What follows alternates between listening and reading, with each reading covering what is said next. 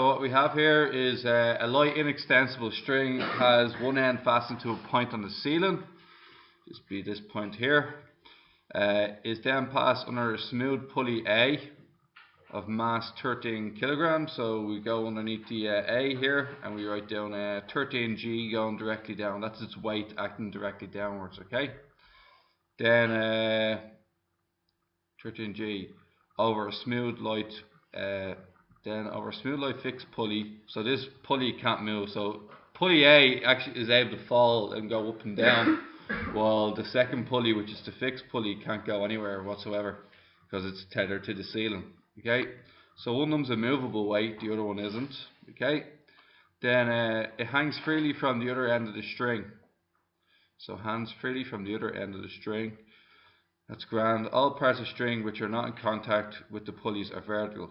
Show that the acceleration of A is 1 meter per second and the acceleration of B is 2 meters per second. Okay, so what's going to happen here, guys, is I'm going to assume that's going down. That's 9G going downwards. Okay. One string. What does that mean when you have one string? One string means that the tension in that one string is the same at any point. So it means tension is going upwards because the wall is partly the wall is supporting the pulley of A. Tension here as well because this rope here is also suspending A, and then this tension here suspending B. Okay, so holding it in position. Now you have a call to make, and it's not the easiest call in the world either. The call is, does A go up or down? Now you might say, well look, 13G is heavier than 9G. Surely that means that goes down and that one goes up. Now it's not always the case because of the wall is partially taking away half the weight there, a bit of the weight because it's supporting it. So what I always do is I just make a call. If you make the wrong call, you'll just get negative answers. If you make the right call, you'll just get positive answers. So there is no really wrong call. The system corrects itself if you make the wrong decision at the start. So what I'm going to do here is I'm going to say this. I'm going to say that the 9G weight goes down at an acceleration A. All right. Now, actually, I'm going to say 2A now. I'll tell you why in a second. All right. See the way if I was to take let's say 10 meters of rope for particle B. Particle B would travel 10 meters, wouldn't it? If I took 10 meters of string from here to here is 10 meters, and transfer that over to B, B would travel 10 meters. However, if I took 10 meters of rope for A, how far would A travel? And would tell me? It would travel 5. The reason being is A is suspended by two strings, if you will, even though it's the one string. So when you distribute your 10 meters of rope for A, so this is your 10 meters of rope. For pulley B, that's great because pulley B is only connected once. However, for pulley A, the two strings are distributed equally, and it will only fall 5 meters as opposed to 10 meters. Okay. Now, because it only covers half the distance, this also means it only has half the acceleration. Okay. So therefore, if the mass B falls with 2A, this means that the pulley A will be going upwards with acceleration A, not 2A. Okay, so that's the big difference in this chapter, is that if you have a common string or common string, and one of them, the movable pulley is suspended by two particles, that means it's going to have half the acceleration of a pulley on the same system that's only suspended by one string. Okay. So we're going to call this A going upwards. Now we're going to do what we did last time. We're going to isolate each system. So we're going to isolate the easy system starting off. The easy system is pulley B. Okay, or say mass B. So mass B is MA, or MA equals your forces. Okay, so MA being 9A. Now 9A going up or down. Oh, made a mistake already. Wasn't a mistake. 9 times 2A. Gotta make sure you don't make that mistake anymore. Okay, and this 2A is going downwards. So what else is going downwards? Can anybody tell me? Sorry, your 9G. Okay, and what else? 9G minus T, because your down beats your up, hence overall you go downwards. Okay, and then we're going to have the pulley A. So we'll go for mass A or pulley. So any ideas how to do pulley A? Okay, we're saying pulley A goes upwards, aren't we? So MA equals F. What's the weight? 13. Now is it A or 2A for this? A, fair enough. And it's going upwards. Okay, so what goes up beats what goes down. What's going up? 2T. Because there's two strings supporting it, both of the same tension. And what goes down? 13G. Do we have enough information in our system to solve this right now? Have a look. How many equations do we have? G is not a variable, so how many variables do we have? T and A, so we're grand, okay? So, what we're going to get is we'll multiply the second one by 2, we'll multiply the red one by 2, and we get 36A equals 18G minus 2T. We'll add it to the blue one, which is 13A equals 2T minus 13G. We're going to get is a 49A equals 5G. A equals 5 over 49G. Okay, so there is, oh dear, that's not right. So let's have another look at this for a second. It is right. 9.8 by 5. Oh, there we go. So just replace G with 9.8. And if you replace G with 9.8, it's going to be 5 over 49 times 9.8. And you said that's 1, is it? Now, 1 meters per second. Now, that shows you actually made the right call. Because it's actually going the direction I stated it would. Now, if I made the wrong call, what answer would I have gotten?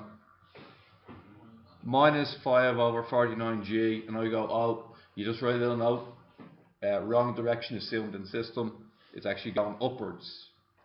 If I was to get minus 5 over 49G, it'd mean it going upwards as opposed to downwards. But because my system I used, the answer came out as positive, it means it's most definitely going downwards. Okay. Now the other one's really easy. The other acceleration is really easy because all we have to do is half it. Oh wait, sorry. Okay. So A is 5 over 49, which is 1. That's the acceleration of pulley A. But pulley B is actually 2A. So pulley B is going to be, acceleration of pulley B is going to be 2 ms to the minus 2. While the acceleration of pulley A, oh sorry, not pulley B, it's a mass B, excuse me. Mass B is 2 meters per second squared, while pulley A is only going up at A, so that's 1 ms to the minus 2. Last question you need to do is figure out the tension in the string. So what we can do is we can just basically ignore everything else we've done here and just concentrate in on the red formula there up top. Okay, so this red formula will, when we rearrange the T, it's going to say T equals 9G minus 18A. T equals 9 times 9.8. And then we're going to take away 18 times 1. I'm assuming that that's going to come out as 70.2. Okay, we haven't made a mistake yet, so there's no reason why you shouldn't. Everybody right with that? A light inextensible string has one end fastened to a point on the ceiling. It then passes under a smooth movable pulley A of mass M. So I just want to draw this diagram. Yeah, work away. Okay, how many pulleys are we having here? Okay, movable pulley. Then we're going to bring that under. Come back up again. Pulley of mass M. Then over smooth like fixed pulley. Fixed pulley would be just up here, and we'll make it like this. Okay, there's your fixed pulley, okay? So there you go. And then after the fixed pulley, what happens then? The second particle B, also of mass M,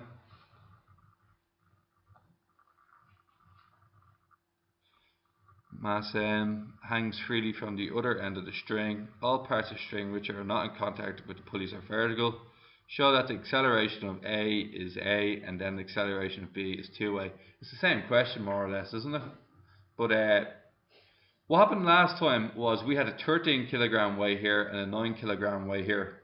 And the 9 kilogram weight still managed to go downwards. Now they're the same weight as each other.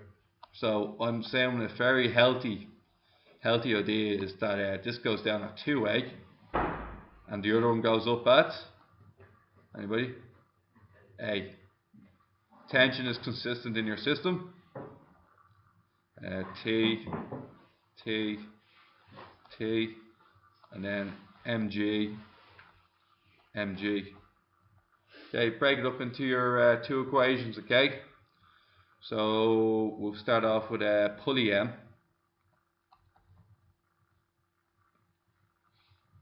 or sorry, pulley A. So movable pulley A. So guys, what's movable pulley A? Anybody tell me? MA equals force. So what direction are we going with this one? We're going upwards, okay? A is going upwards. So what force also goes upwards? So two of them, but tension does go upwards, but there's two of them. And then take away your weight, which goes downwards. Right, that's pulley A done. What's it called? Mass B, particle B, whatever you want to call it. Okay, particle B, guys. What's particle B's situation? Is it going up or down? Okay, so M times what goes in here? 2A. Okay, downward you said. So what's the downward force? And followed by the upward force. There you go. Right, handy enough. Now, so that's 2ma equals mg minus t. Multiply the second equation by 2. 4ma equals 2mg minus 2t. Then bring this underneath this one here. And what happens next? We're going to get the 2t's cancel. We're going to get what's it? Mg, is it? Mg. We're going to get a 5ma. Okay, and then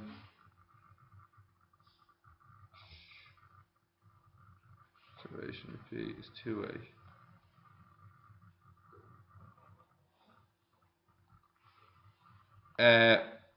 So we'll just finish off parts 1 and 2, then we'll go back for the proof. Okay, so what are we finding out here then? 5a equals g, a equals g over 5 ms to the minus 2. That's the acceleration of the pulley going upwards, which means what about this one going downwards? 2a, which would be the acceleration of particle B. Particle B will be 2g over 5 ms to the minus 2. So what means find the acceleration? Tension. Tension's the easy one. We're going to use this one here. T equals 2mg minus 2ma. No way of getting rid of the m's this time.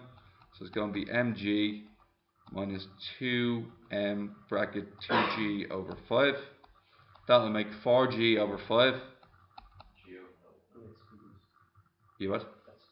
Oh, sorry, a is g over 5, excuse me. So 2mg over 5, mg minus 2mg over 5. It's like 1 minus 2/5 is 3/5, 3mg over 5. Okay, and tension is measured in newtons. Okay, now back to the proof, okay, of why does one of them have twice the acceleration of the other one. Okay, any questions on this part? We're first of all going to prove that, show that the acceleration of A is A, and show that the acceleration of B is 2A. Okay, so what we're going to do here is I'm gonna first of all make up two accelerations. Okay, I'm going to call this acceleration A upwards, followed by acceleration B downwards. Okay, now imagine that the full system transfers a certain length of string. So the length of string X here. The length of string X is transferred down towards B. So in essence, B falls down at distance X. Okay, we're assuming that's going to start from rest as well. Okay, and a system of constant acceleration. So we have two u-fast systems going on here.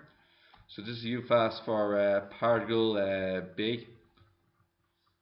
V is equal to 0, A is equal to B, S is equal to, I'm just going for argument's sake, I'm going to call it 2x, okay, because I'm about to half that in a second. So it follows the distance 2x. Would everybody be happy with that? When this part here loses 2x worth of string, okay, so what effect is happening is that A is going upwards. The 2x is being transferred all the way down to where pulley B is. So pulley B is pulled at distance 2x through the system. Okay? So S equals 2x. The time frame is the same. Okay? Now, the next thing is we're going to do a similar system for particle A. So this is particle B, this is particle A. A starts off from rest. Its acceleration is A. The distance it covers is, because it has two strings feeding into it, when pulley B goes down a distance of 2x, this means that I can proportion this distance over I can proportion the 2x over two different strings equally. So I have to proportion the 2x as x here, and another distance x here. So that's 2x worths of string. Okay, so that's why it only goes up a vertical distance x, while the other one has dropped down a vertical distance of 2x. Okay, so x there. The time frame for which this happens remains constant. Okay, now we don't know v. Okay, so we can say that s equals ut plus a half at squared for both equations. So for this one here, s equals ut plus a half at squared. In both cases, ut is 0. Okay, so we're going to get that s equals 2x equals a half. Now this is acceleration b times t squared, and in the other one, s, which is x, equals a half at squared. Okay, cross multiply the 2 and divide by t squared. 4x over t squared equals b, while 2x over t squared equals a.